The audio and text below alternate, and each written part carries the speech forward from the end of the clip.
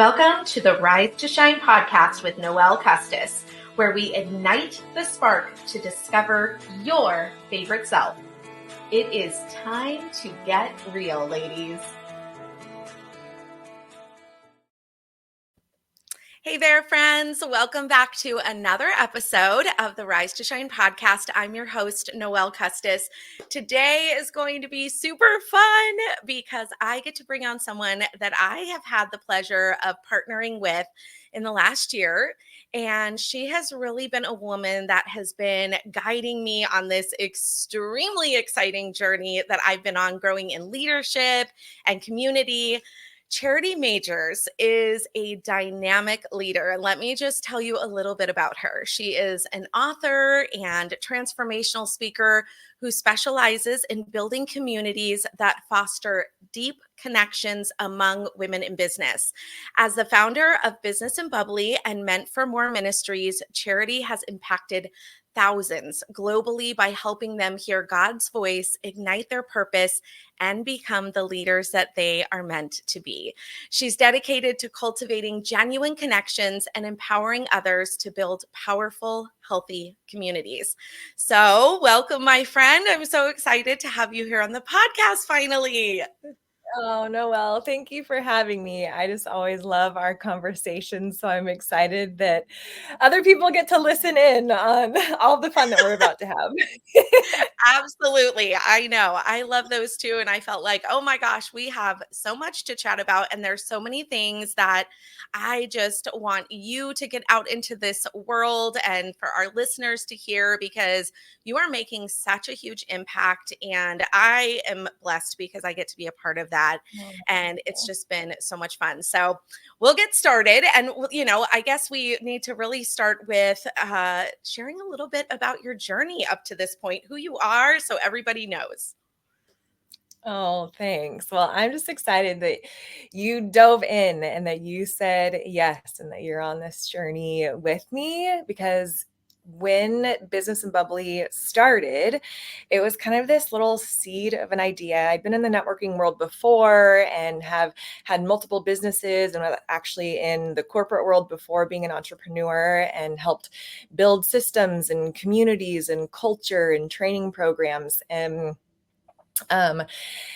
then kind of dove into mom life, like had my baby and got out of the networking scene and thought it was really good, but there was still kind of this, like it's so official and so business and so like boring beige conference rooms. And I don't know, I went into kind of the entrepreneurial space and I love to have fun. I love to be around my girlfriends. I've always been a girl's girl. And I remember like kind of coming out of the mom phase and wanting to build community again locally because I had spent multiple years in the online space building out, online challenges and online communities and publishing books and all this fun stuff, and was really finding myself that I was craving that in-person, like local connection again.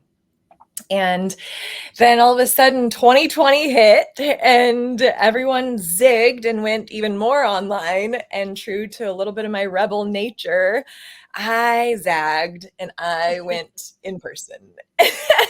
And I started hosting smaller events to not ruffle too many people's feathers, but and then retreats and just ways for us as women to connect. And they just kept saying, this is amazing. How do we do this more? Like, this is so needed. Of course, Zoom and digital things are amazing, but it doesn't ever replace the heart to heart, human to human, in-person connection. And what we really found was like, even especially locally, gosh, like that's where when whatever happens in the economy, whatever happens in the world, that is actually where we build our deep rooted community that helps support our babies and helps, bring us soup when we're sick, or that can, I can go to this whatever nail shop, or this is my girl where she can come and, check into my smoothie shop. And so it was this really focused for me on local in-person human connections. And so I kind of put my corporate hat back on and my, culture building and community building, which I'd built other businesses with community before. And lo and behold, Business and Bubbly was born from this little seed of an idea. And all of a sudden I put it out there on Instagram. And a few weeks later, we had our first event and 50 plus women showed up. And I was like, oh, this is a thing. Because, like, let me hear you. Like, I had built multiple things before and launched multiple things before where I thought it was the best idea ever. And, like, no, it was like chirp, chirp, chirp, chirp, like crickets from the market. And so when you know that you have something special, here's a little teaching moment for those of you that are in business. If you have this idea and you love it, it lights you up, then all of a sudden it's met with this big market yes, then you know that you have something special. And so when I launched this thing and then it was met with the big market yes, I went all in. And it has been such a journey. Actually, at the time that we're recording this, that we are 3 years into Business and Bubbly. And I remember the first probably 6-ish months of having this community, all of a sudden, women from Florida and California and Canada, and they're like reaching out to me on my little corner of Instagram saying, how do we get what you are doing in our area? Because we see that it's different and this is what we need. And I want to build community too, but I don't want to start from scratch. I don't know where to start. And so I put together like our profitable community blueprint and leadership training and the whole brand and all this fun stuff that we get to really partner with women like you, Noelle, that also, I like to say that we all have a piece of the puzzle. Like I'm not new, I'm not the only one building community. There's a lot of other amazing women that are building community. And I think that what we are doing that's different than that is that it's like, I have a piece of the puzzle. You have a piece of the puzzle. Other women, they have pieces of this puzzle that we're bringing them together to build a bigger vision than what we could ever do on our own. And I think that that's what is so, so special about it. And so, yeah, I don't know. I feel like we're just getting started and it's going to be such a fun ride, especially from this point on. So it's going to be really good, but absolutely. I know. Well, it's so funny because I know your passion of the power of community. And that was the vision that really lit me up as well, because coming out of teaching, I was looking for that community. I was looking for a community that I could be a part of. And little did I know that this was going to be a part of my journey, being a part of Business and Bubbly. But it has definitely transformed so much of who I am and what I stand for and what I believe in. And so that is definitely where we're going in this conversation today, because I love, love, love everything that you were saying. And, obviously you told us, why for women, especially in business, even more in particular, why community is so important and can be so impactful. But what are, when you're building this strong community and you're, in the trenches and you're doing the thing, what are some of the key parts of that to build this strong and impactful community? Oh, I think it has to first start with a healthy culture and core values. Because when it comes to core values, what I have found and what I've learned, and I'm actually a certified John Maxwell leadership coach, and that's when I built culture and different things in corporate, that is actually kind of the North Star of what helps lead and guide a group of people, that as they rally together around a certain belief, a certain topic, a certain thing. Like for us, we rally around the fact that despite our differences, that for us as women, that we believe that together we can show the world what's possible. And the culture helps shift and shape that. And if you think about culture, it can kind of be this funny, elusive thing of, I don't know, Google has good, cool culture. They have beanbags and stuff and people like to work there. And we can't really it's kind of this elusive concept, but I want to kind of bring us back to science class, right? You were a teacher. Yeah. And so in science class, in biology class, we had these little petri dishes and they had culture in them that when you would put something in the culture, it would grow things. And Mm, so for us, we have intentionally inserted things within the culture of Business and Bubbly that grow collaboration, that grow connection, that grow. We have a culture of honor, which means that I can see the gold in you without getting tripped up by the mm, dirt. right. It means that we can rally around that, that we have a culture of unity. And I think in today's world, a lot of people, they think that they are shouting unity from the rooftops. What they're actually buying into is what's called uniformity. And Mm, uniformity means that we have to think the same way, we have to vote the same way, we have to look the same way, dress the same way, believe the same things. Like we talk in our own little echo chambers compared to, and that's actually uniformity, where right. unity means that despite our differences, despite our backgrounds, despite our different beliefs, the different whatever it might be, that we can actually still come together and honor and respect each other. I can respect you as a human despite however you vote. I can come together and respect you. Even if we're in the same industry, I can come together and I can honor you as a human being for who you be. And then Mm, what we do from there, right? Like that's yeah. like, it's more So about good. who you be. And so we actually have this culture of community, of unity, that despite our Mhm. differences, we can come together. And one of my personal missions and callings in life is to build big people. And what this looks like is that I can help draw out the gifts in those that are around me so that you don't have to feel insecure Mm, despite who the other giants are that you are standing next to. I remember when I was in pageants. I did pageants for a number of years and had a really, really successful career, made top 6 in the world. And I remember standing there on stage I was a national title holder, which means I was kind of a Mrs. America, and standing there on the world stage with 50, I want to say it was like 58 other women from all of the other countries, right? So all these incredible, beautiful, well accomplished, high achieving, influential women in their country. And I remember standing there not feeling insecure, like feeling mm, so at home in who I be, the message that I had on my heart, the call that was on my life, that it didn't take away that if someone else had a similar message or someone else had a similar dress, or like one of my girlfriends, we looked really, really similar. We hung out all the time. She was Mrs. South Africa and we had similar dresses and we stood there together and we were like, yes, girl, like we love this. And we both made top 6.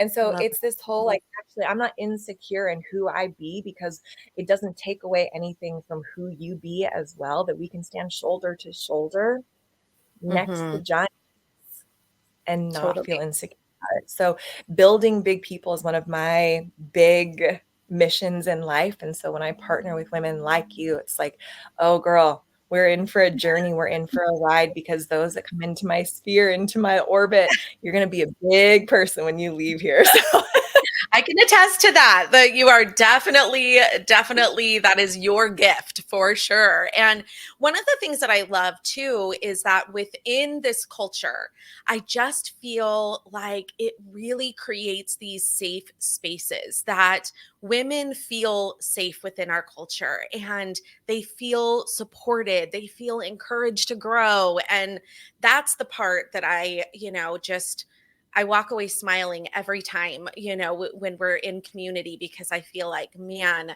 what a blessing this is. And it's so great too, because, you talked about like 2020, it hit and we all went virtual. And then when you started to have these in person events and communities came together, I feel like we knew it was important then because we had missed it, but I feel like we're in a space where we know that it's even more important now. I think you said something to me a while back and you had made a comment to me and you had said with AI and all of the things that are going on, it is going to be so important that women feel seen and heard and are belly to belly, eyeball to eyeball, because they're going to be craving that. They want to know that their community and their people are real, that, Yeah. you're in a space that feels safe, that feels real, genuine, authentic, all of the things. So I always just appreciate that, about your message and what you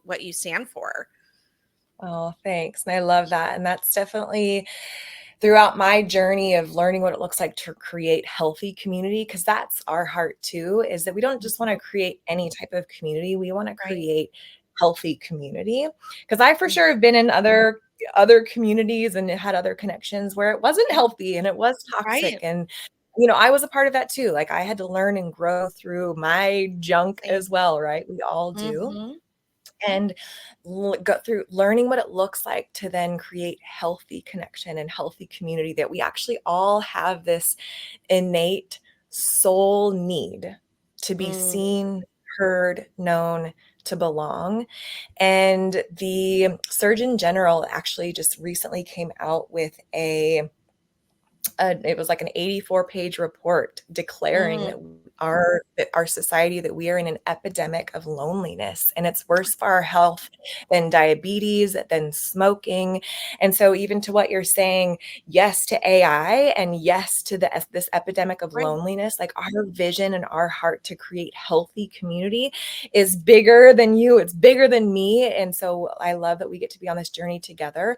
But the part about healthy community and being seen, heard, and known, and even just combating this epidemic of loneliness, is I think that Mm. a lot of times when it comes to loneliness, we can have this false stigma that it's bad to feel lonely, and over 70% of people feel lonely, but only 15% of people are actually willing to admit it. And so there's this Mm. shame around loneliness and this stigma around loneliness, when actually it is our system, the signals of our body, of our soul operating correctly, that says, reet, reet, reet, reet, like red flag, hello, pay attention to me. You're lonely. You actually need to be in community and you need to be around people. That is a soul need that we have.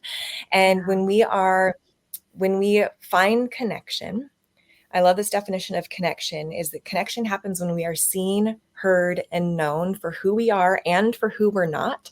So within our culture, you actually get to show up fully of who you be. We don't need you to be anybody different. And then belonging happens when you are accepted for who you are and for who you're not.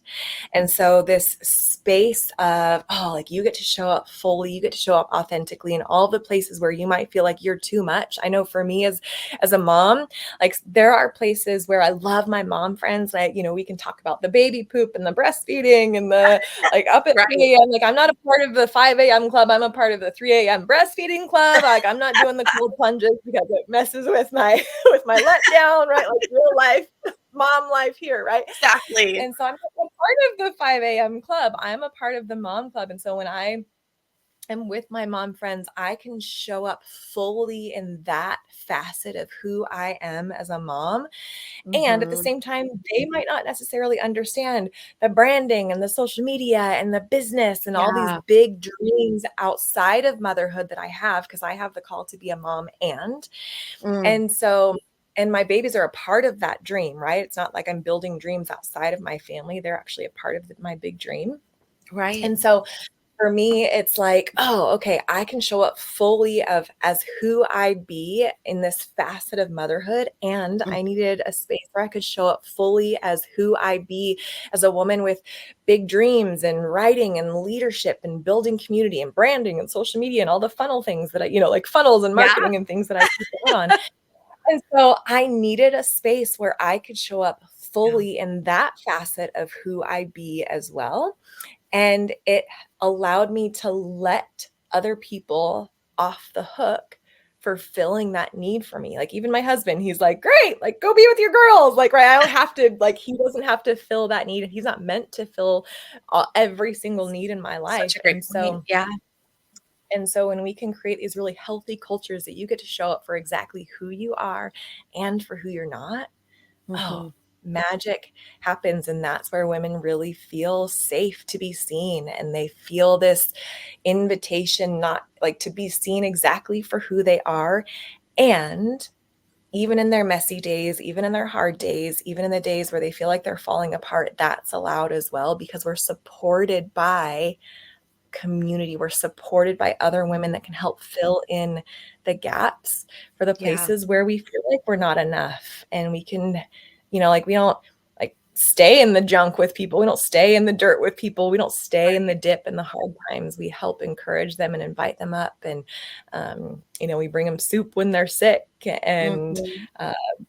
that kind of a thing. But yeah, it just I is love this that. beautiful space where they can come and be fully expressed in who they be with their big dreams, and their big dreams are invited. They're welcome here. Yeah. So Yeah. And you can feel that. You can definitely feel that. And that's what I love. And so many things. I know we talk about this stuff, and this is just your jam. This is my jam. I get so excited about it. But I'm gonna shift gears just a little bit. Still gonna be talking yeah. about community, but I would love to dive in. You have really been pouring into women as far as what it looks like to be a leader and the role of leadership in community building. So, how does leadership play a role in community building, and what qualities do you think are essential for a community leader? Oh, I love this. I think first and foremost, it's got to be this understanding of leadership, that it actually is like, it's not something to not just play small in, but to take advantage of. I think in today's world, we have kind of this guru mentality of like the guru at the front of the room, that they know all, end all, be all, that their stuff is like the best stuff ever. And when it comes to actually being a wholehearted leader, a servant leader, which are things that we really develop in our leaders. And what I believe leadership is, like, leadership to me isn't walking into a room and saying who's going to serve me and who's going to help me. It actually is, how can I serve you and how can I help you? And I'm not coming with this like guru mentality where my stuff is the best stuff, Mhm. because then actually I become the ceiling for everyone else. I become the Mhm. limitation. If I know all, end all, be all, I become the limitation. And so I think Mm. that true Good. leadership looks like, oh, I'm actually really at home in my strengths, and I'm actually really okay with my weaknesses, and Mm. confident to then surround myself with people that can help fill in the places where, like, I don't feel the need to fill in the gaps of everyone else and to do all the things really, really well. I'm very, very okay with my weaknesses. I'm here to develop my strengths. I'm here to develop your strengths and call those Mhm. out in you and call you up into those spaces. And so with leadership, first of all, if you are calling yourself a leader and no one's following, you're just taking a walk. And Mhm. so we got to work on developing leadership. But it actually leadership looks like influence. It's an Mhm. honor to have influence over other people. It's an honor to lead from the front of the room. When you have that microphone in your hand, there's something Mm. that happens from an influence standpoint. And so we actually really honor and respect the message that you carry, the microphone that you carry. It's not a place of privilege, it's a place of service. Mm. And So what good. leaders do is they provide access to other leaders, as well as provide a hand up and provide a space that helps other people to be seen and heard and known. Otherwise, if you are the only one that's being seen and heard and known, like, you're dipping into kind of the guru mentality, and you become the limitation and not the person that is empowering the gifts and the callings Mm. in other people's lives. Oh, that is so good, because that was something I was thinking about, is that there is a role in it of vulnerability. There's this role that, like, when we're building a close knit community, leaders, I feel like, just, it's so important to model that for people to understand that we can still be vulnerable. I love that you said, you don't want to be the ceiling for everybody else. I mean, that's super powerful, because I think sometimes that's what happens, is that we look at a leader and we think, okay, that's what I aspire to be, and that's my limit. That's as far as I can go. And I believe, just, and I know you touched on this at the beginning, that you are about helping women see their big dreams come to fruition. That's what this is about. And I love that. So many good nuggets in there. I'm like, ooh, these are good. But what would you Yeah. tell someone who is, maybe wanting to step into a leadership role but have that fear or self-doubt? How do you think community can help them overcome these fears? How do you think that, how do they own that? Yeah, I think first of all, they have to get around the the right leader for them and in the right environment for them. Because here's Mm-hmm. the thing is I think that sometimes we can walk into an environment and we find that we don't flourish. I know I have been in other spaces and other communities and other environments, and it was like I didn't flourish in that space. But here's the thing, is just like a flower, right? Like if a flower doesn't bloom, you don't fix the flower. You actually fix the environment. Mm, And so I think it's the same thing, is that actually finding yourself in the right environment, in the right culture for growth, around the right leaders that are not insecure. Of course, we're all going to have our insecurities, but this is again kind right. of bringing it full circle to culture and how Mm-hmm. culture actually really dictates and determines, and core values determine those things. So it's like, oh, if you step outside of culture, like if all of a sudden someone is yelling at someone or they're gossiping or they're whatever it is, that's not a part of our culture. So if you step outside of the boundaries of a healthy culture, it actually gives you cause to apologize. And if you don't Mm, apologize, then you probably won't find yourself back into that culture. But if mm, you're part of your being and who you be is gossip, then you're going to find a culture where that can grow and that can flourish, but it's not yeah. going to flourish. It's not going to grow in our culture. And it's because one of the things that we teach with our leaders, with our chapter directors, this is a belief that I have, is that we are actually called to be thermostats and not thermometers. Right. And Mm, so what that's this good. analogy looks like is, as a thermostat, it means that our leaders set the temperature of the room. Our culture sets the temperature of the room. And compared to if someone is a little bit more insecure or they're not as strong in who they be and the call that they have on their life, they tend to Mm-hmm. be a little bit more like a thermometer, where they can walk into a room and they can like feel the vibes, and they can like, oh, maybe I'm just going to gossip over here, or maybe I'm just going to like feel negative over here, or they can allow everyone else to kind of walk all over them, or other people just Mm-hmm. kind of, can dictate the culture of even their internal environment. And that's a little Mm-hmm. bit more like a thermostat, right? Like a thermostat reads the temperature of the room. Like you might be really, really good at picking up on the temperature of the room, but your temperature changes like depending on who you're around, compared to being a thermostat, where a thermostat actually sets the temperature of the room. And if it gets off a couple degrees, like whoop, nope, it sets the temperature right back. Right at my house, it's set to like 70 degrees. Right. If we open the door, it's super hot outside, the the thermostat's going to kick in and it's going to set the temperature back to the room. So for us, it really is about pouring into our directors to be the big people that come from that wholehearted leadership stance, Mm-hmm. that come from a place of integrity, that come from a place of collaboration, of who they be, Mm-hmm. and not feeling insecure, like to be happily give the mic and let someone else take the stage, to Mm-hmm. be more committed to creating connections in the community than they are to creating connections with them as the guru. And so when we have those different things within our culture, it's all of a sudden like, oh, there's gossip. Nope. I'm setting the temperature right back. And actually we treat each other with honor. We see the gold in each other without getting tripped up by the dirt, right? We Yeah. respect each other. We have an environment of encouragement, which means we speak courage over each other for the journey, and Mm-hmm. not tearing each other down. And so if you So get true. outside of those walls of culture, then you either find yourself growing in our culture or you don't.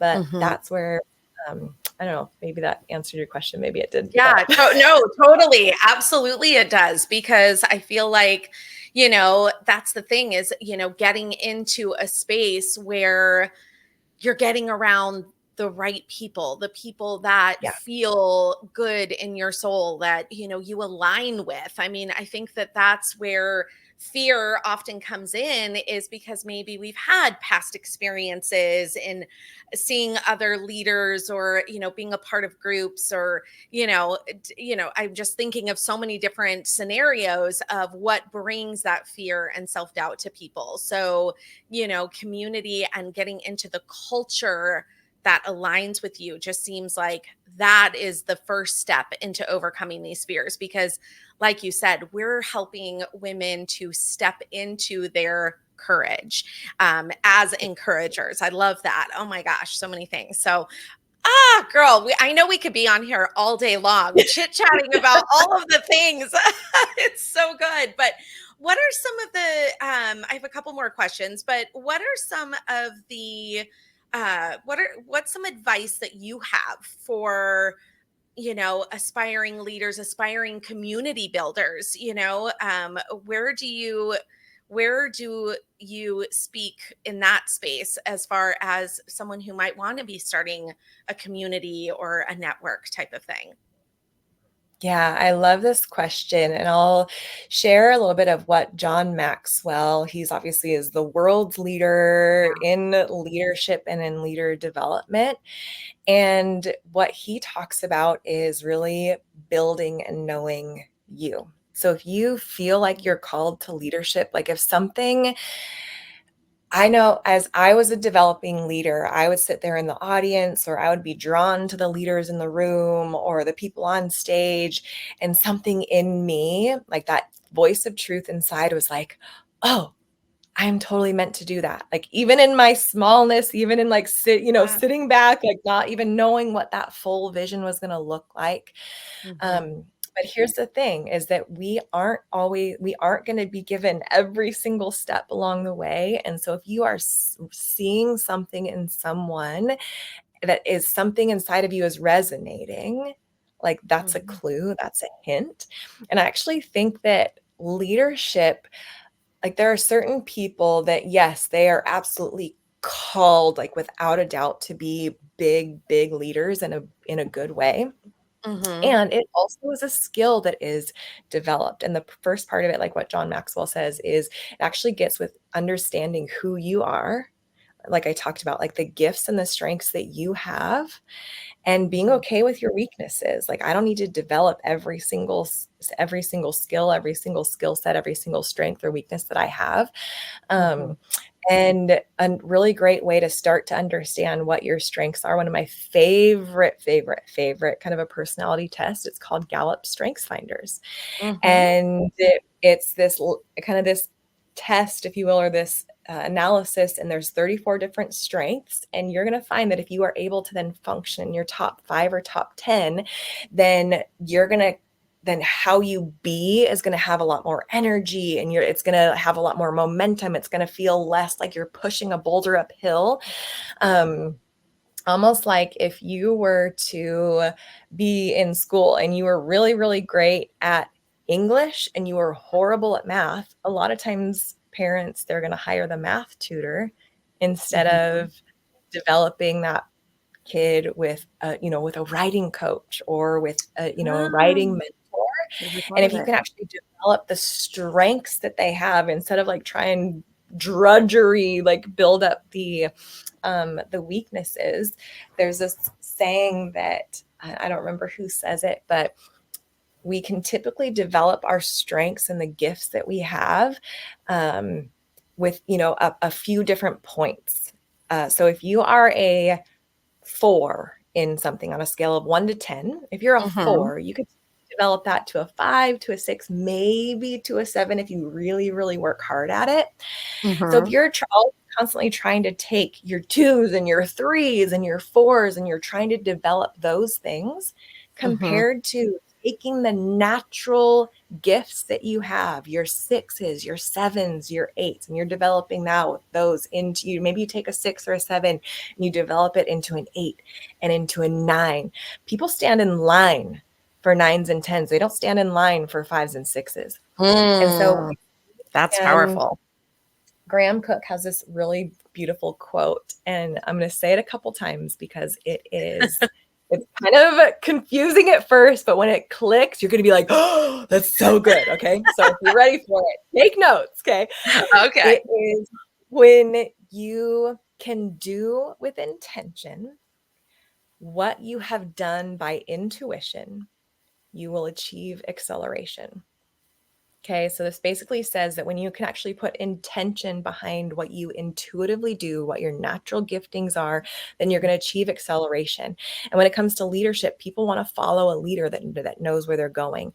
And so when you have acceleration, when you have momentum, when you have that clear vision, you know where you're going, people want to follow leaders who know where they are going, who have that deep inner knowing, that conviction that says, this is where we're going, and you can get on the bus and we're going to go there. And so to develop those different things, you have to start to know who you are, what your gifts are, what your strengths are, and then start to put momentum and start to put intention behind those.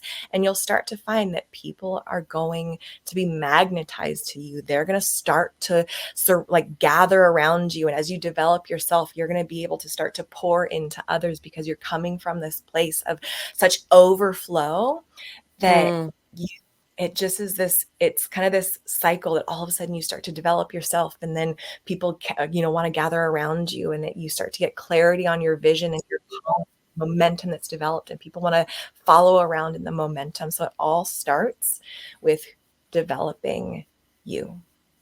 And then where you get a bigger vision is that where you start to actually understand that it then becomes about developing others around you. And as you can then develop others around you and lift them up even more and see them go even farther and better than what you could ever even do.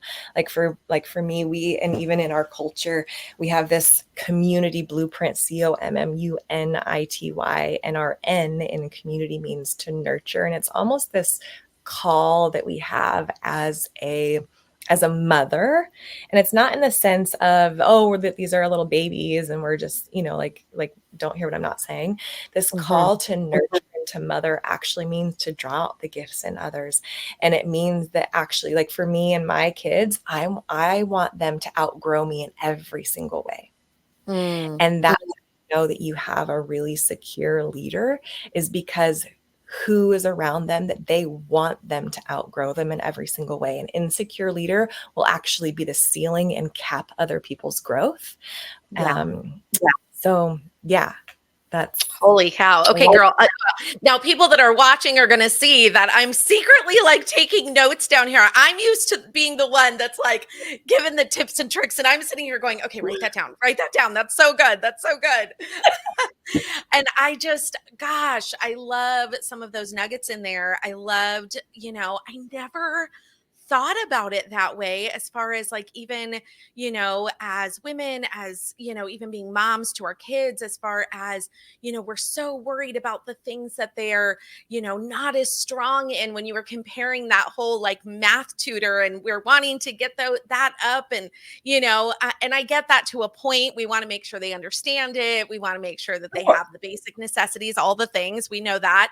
But I loved that vision of, let's tap into the things that are your strengths. And instead of just being at that 5 or 6, let's level up and see others rise to their potential. And it like gives me goosebumps thinking about it, because I really believe that in all of my heart. And I just, the way you articulated that, it's just so powerful. And I also love the fact that we're looking at our own children and saying, we want you to go further. Like I know my mom has just been that in my life, and I certainly want to be that for my own children, and it's funny because I'll even see my daughter, who's all of 22 years old, and I will say, girl, you are leaps and bounds further, along than I was in your perspective on life and how you view relationships and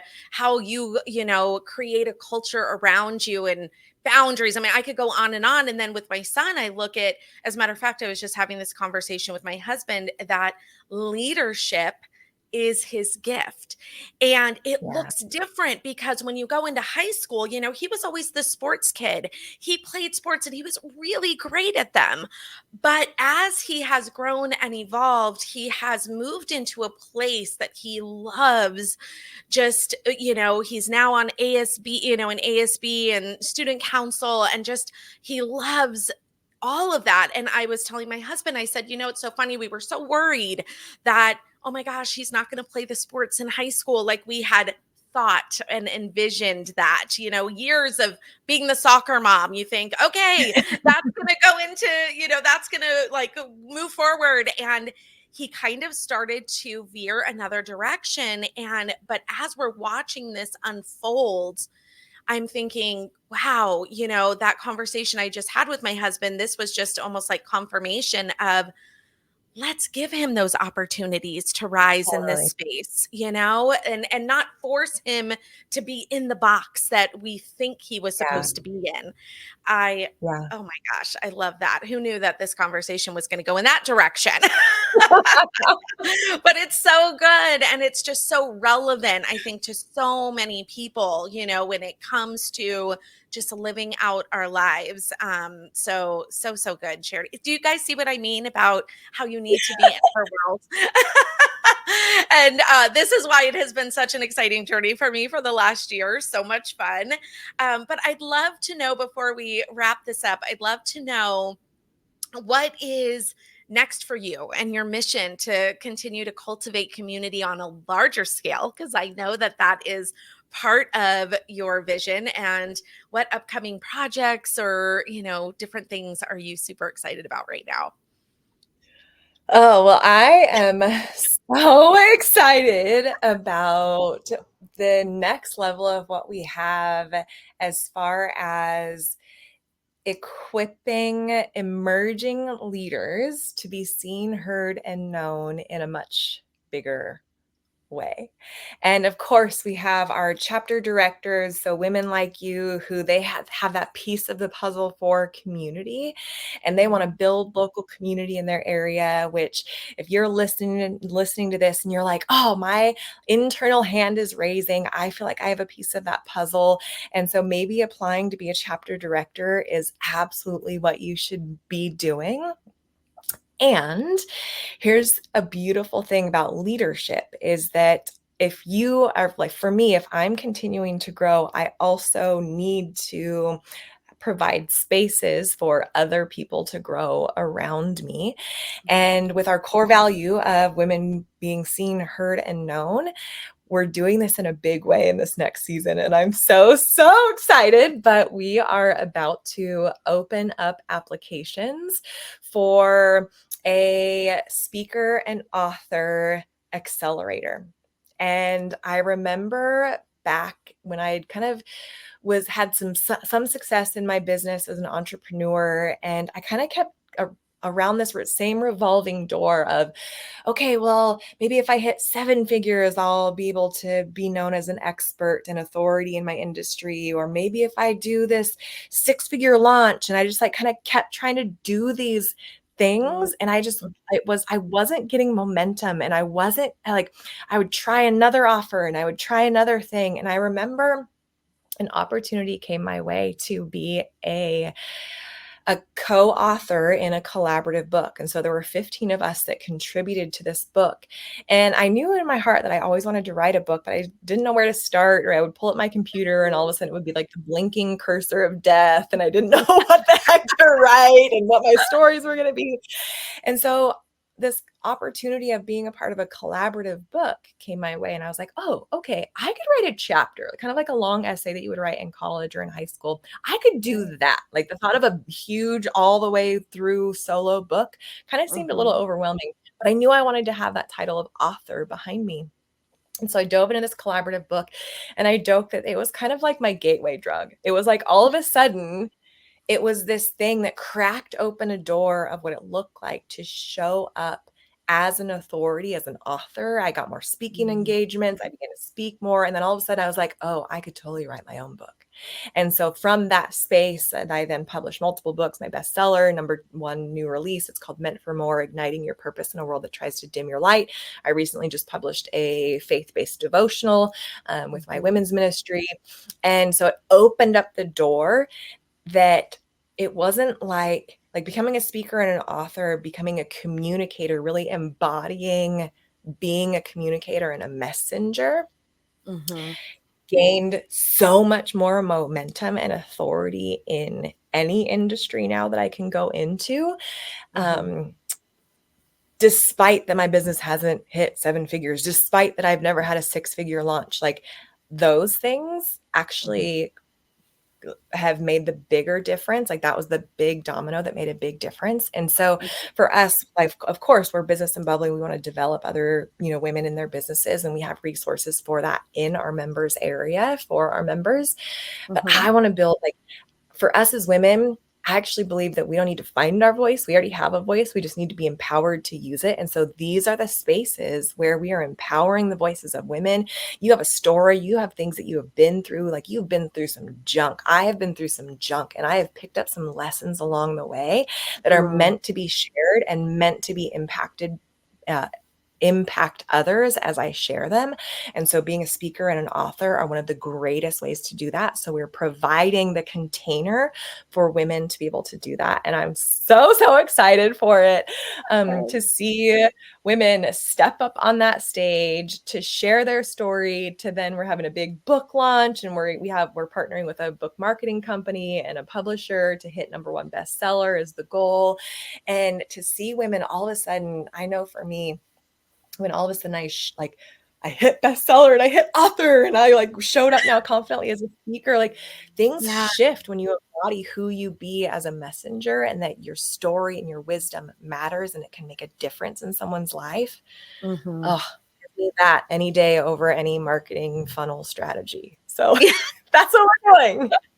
So good. Well, what an amazing conversation today. I am so excited for this season because there's just so much energy around it. And I just know it's going to be so big. So tell us where we can find you, where the audience can find you. And we'll definitely include it in all of our show notes too. But I'd love for you to share that. Yeah, I hang out mostly on Instagram. My personal one is Charity Majors. And then of course our Business and Bubbly one, that one's Business and Bubbly. And send me a message. I would love to actually hear what your favorite aha moment was or favorite takeaway was. Yes, it's really me. I actually still, in a good way, run my social media because I want to keep that close contact with our people. I'm not the leader that creates barriers between people. I actually want to, shut down the barriers and the gap between leadership and people. And so send me a message. I would love to hear your favorite takeaway from this episode. Awesome. I love it. Well, thank you again, Charity. So much fun talking with you. And I'm so glad that newer people are being introduced to you. It's going to be so fun. And I can't wait. Please make sure that you reach out to Charity, DM her. Like she said, all of the responses are from her. So you will get that personal contact. And I just want to say, until next time, keep rising, keep shining, and know that the best is yet to come. Bye, friends. Thanks for joining me here today. Your presence means the world to me. If you enjoyed what you heard, please consider leaving a rating and review, and don't forget to follow or subscribe so you never miss an episode. Head to the show notes and let's connect.